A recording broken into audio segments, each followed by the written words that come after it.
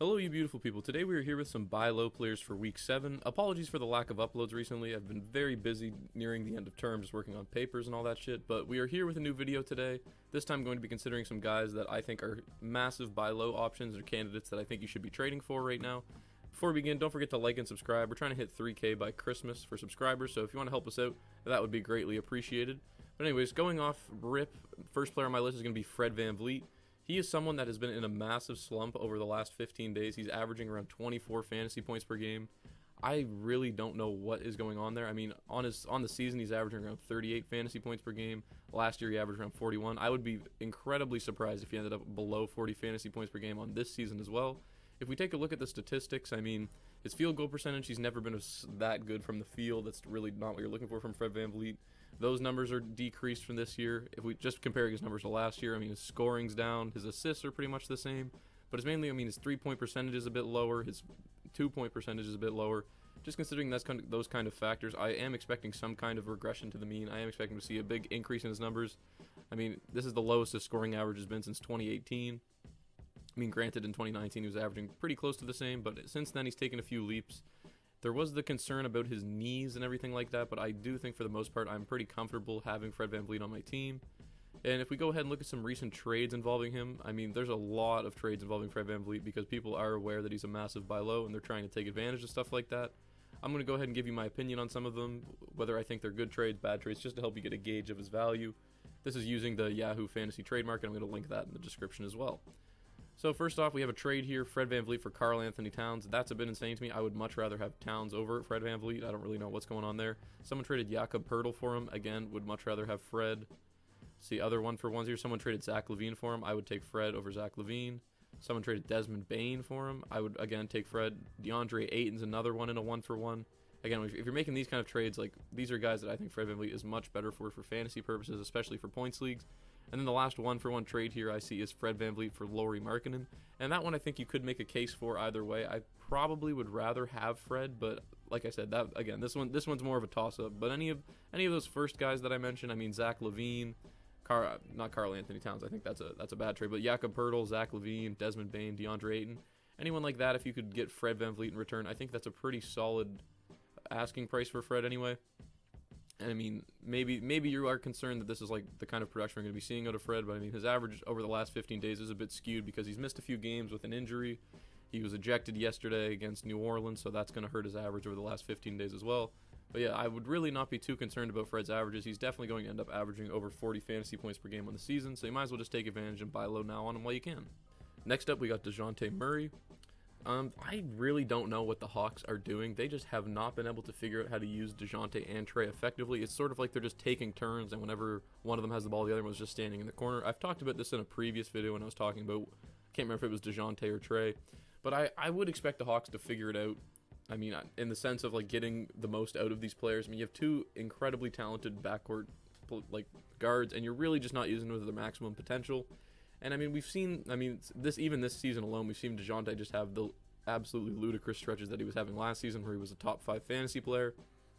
But over the last 15 days, that average is down to 33 fantasy points per game. Do I think that's going to sustain itself? No, I think there's absolutely no way that climbs all the way back up. But on the season, he's now down to around 43 fantasy points per game. I'm expecting him to at least be at 45. He's just too good of a fantasy player just with this like across the board like box score contributions. I mean, usually he gets around 2 steals per game, high assist numbers, his scoring numbers are on pretty efficient numbers for a guard. And yeah, I just really don't see this kind of, being the production we're going to get out of Dejounte for the rest of the season. If we look at recent trades involving him, there haven't been too many buy lows in my opinion. Most people have on this, I mean, obviously this doesn't incorporate like every single trade that's ever been made for him, but most of the trades are either like troll trades like Jabari Smith for Dejounte, which is obviously just stupid. And then there's other ones here where they seem more fair, like there's Ja Morant for Dejounte. I think you can make a case either way. In my opinion, I would probably rather have, that's a tough one. I would probably rather have Dejounte, honestly, because I am a little bit scared about Ja's knees and all that. But I mean, like you said, you could easily persuade me either way. Having either of them is not a bad option. Again, there's another troll one here. Someone traded Rudy Gobert for him. Again, really just not a lot to go off of. Another interesting trade here is someone traded Pascal Siakam for Dejounte Murray. Again, in that case, I think it is a bit of a toss-up. It could go either way as well. So the Yahoo Fantasy Market doesn't really give you too good of an idea of like what a potential buy low candidate could be for Dejounte. So if you really want like team specific ones, then join the Discord through the link in the description. You can just ask your questions in there. I can try to answer them, or someone in the Discord will answer them. Great community in there, very helpful stuff. So that's going to do it for Dejounte Murray. Definitely consider him a buy low. In terms of like a specific player option that you could probably trade for him right now, that would be a good buy low target. Maybe like a Darius Garland. I think they're pretty close in value, but I would rather have Dejounte Murray. So I don't know. That just kind of gives you a rough idea of the ballpark that I think that his fantasy value's in. Hopefully it helps you guys out. But anyways, we're going to go ahead and move on to the next player. Alright, so next up we have Jrue Holiday. He is another guy who I would consider to be not too crazy of a buy low right now, but over the last 15 days he is averaging around 31 fantasy points per game, mainly due to him missing some time with an injury, and he's been a little bit rusty in his return. But, I mean, overall in the season, he's up to 39 fantasy points per game, and the reason that I'm going to consider him a buy low is because I know some people might be worried with the return of Middleton looming. I believe he's coming back in their next game. Let me just double check that really quick before I spread misinformation on the internet. He's probable for Friday's game against the Lakers, so if he's not back for that, he'll either be back, I think they play again on Sunday or something like that, so you're not going to have too long to wait on that. But the only problem is that Jrue Holiday last season played the majority of his games with Middleton, and he ended up averaging around 40 fantasy points per game. I wouldn't be surprised if that was the same kind of production we see out of him this year as well. I don't think Middleton's return is going to impact his fantasy numbers to like an insane degree, because, I mean, he doesn't really need to be contributing specifically in the scoring category to be a relevant fantasy option. He's really solid in the assist department, gets a few steals, nice three-point shooter, and even if we look at his numbers for this year, they are a bit lower because his three-point percentage, he's only shooting around 32% on the year. He's a career 36% shooter. So overall, I'm not expecting too much of a dip in his numbers when Middleton returns, but I mean, some owners might be, and that could be a good reason you could use to try to buy low on him right now. But overall, I'm not expecting Jrue Holiday's production to sort of stem away from the 39 fantasy points per game he's averaging right now. I think it's definitely the range is like between 39 and 41 fantasy points is where he'll end up at. So with that in mind, a few guys that you could look at as buy low options for him. To me, one that makes a lot of sense is Jaren Jackson Jr. His value's a bit inflated right now because he had a really solid few games in his return to play, but I'm not expecting him to, sustain the kind of production that Jrue Holiday's at. There's also the injury concern. He gets into foul trouble quite frequently. I think he's a good option for buying low on him if you could use Jaren Jackson Jr. Another good option could be CJ McCollum.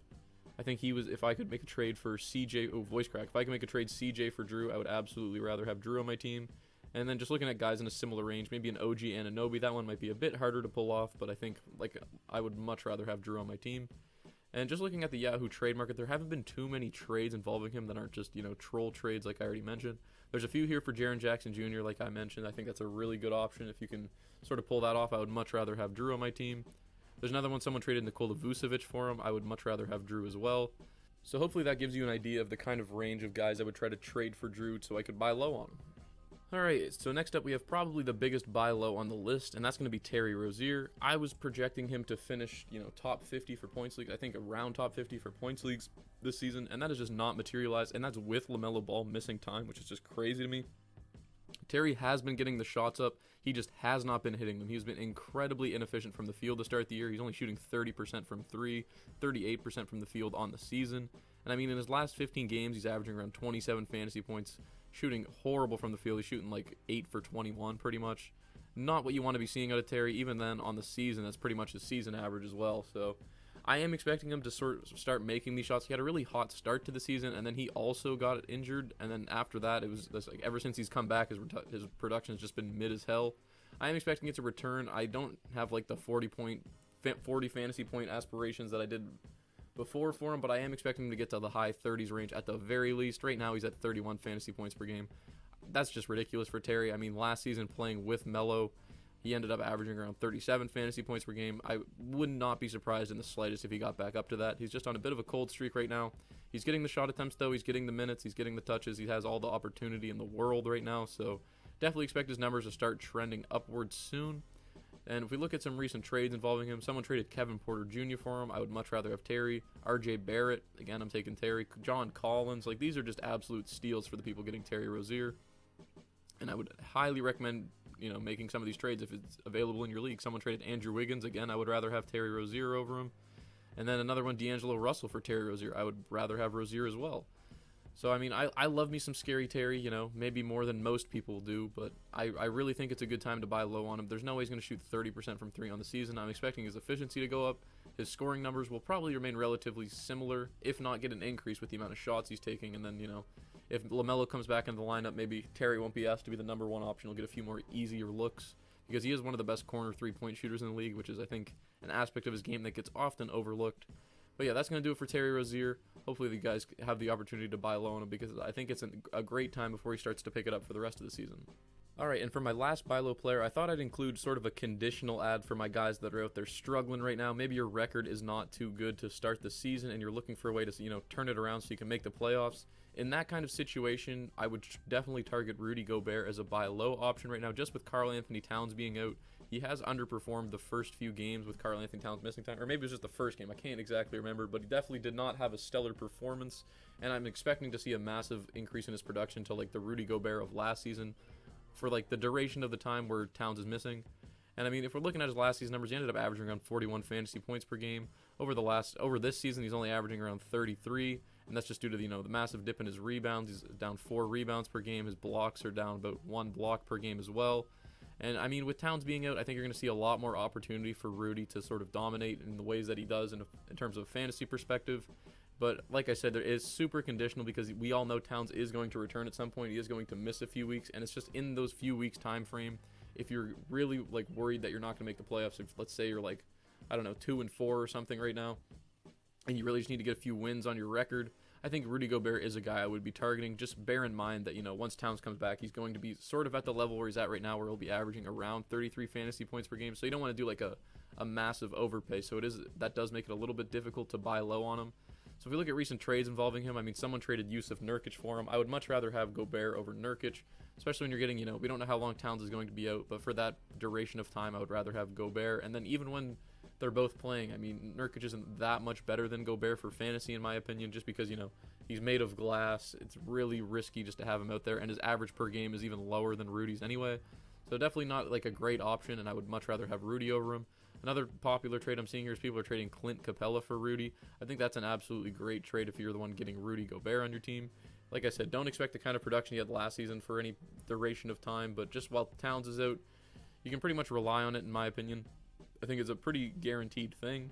And, I mean, Towns is going to be missing around 4 to 6 weeks, so I mean, Rudy Gobert 4 to 6 weeks, that'll help you win a few game weeks, maybe get your record looking nice again.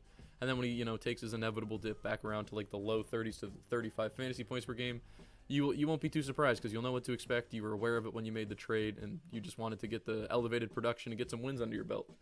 So like I said, very conditional trade there for Rudy Gobert at the very end, but hopefully in a whole, this video has helped you guys out. Or as a whole, this video has helped you guys out. Thank you guys so much for watching. As always, let me know if I missed any buy lows in the comments below. And like I said, join the Discord if you have any questions and stuff like that. And yeah, thank you guys so much for watching, and I hope you all have a great rest of your day.